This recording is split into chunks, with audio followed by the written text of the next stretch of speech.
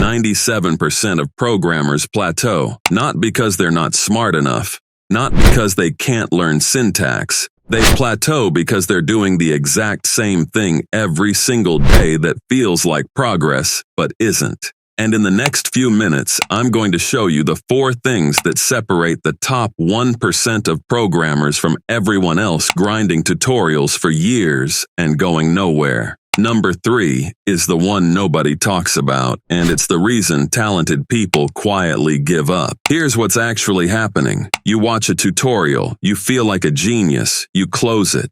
You try to build something yourself, your mind goes blank. So you open another tutorial.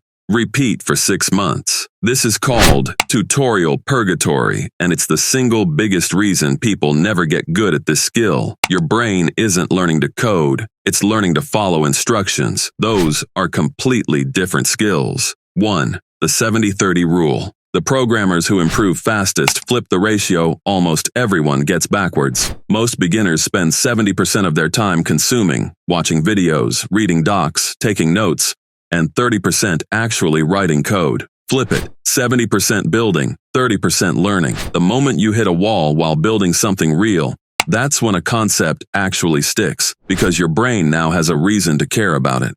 Passive learning creates the illusion of progress. Active building creates the skill itself. 2.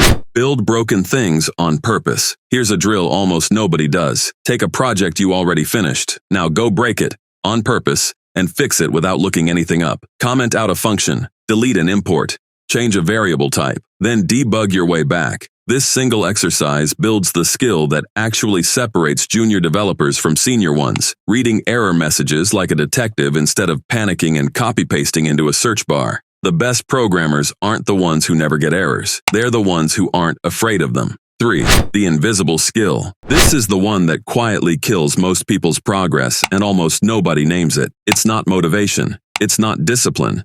It's tolerance for confusion. Real programming is being stuck, genuinely lost for long stretches of time, and staying calm inside that feeling instead of immediately escaping it by watching another tutorial or asking an AI for the full answer. Every time you escape confusion instead of sitting in it, you skip the exact rep that would have made you better. The programmers who look naturally talented aren't smarter. They just got comfortable being confused longer than everyone else was willing to. 4. Teach it badly. You don't need to be good enough to teach. You need to try to teach, and watch yourself fail to explain something you thought you understood. Open a blank doc after learning any concept and explain it like you're talking to a 12-year-old. The gaps you hit aren't embarrassing. They're a map. They show you exactly what you only pretend to understand. This one habit compresses months of confused, directionless practice into weeks of targeted improvement. None of these 4 things are impressive on their own. Nobody's going to be amazed that you broke your own code on purpose. But stack these for 90 days and something strange happens. Problems that used to take you an hour start taking you 10 minutes.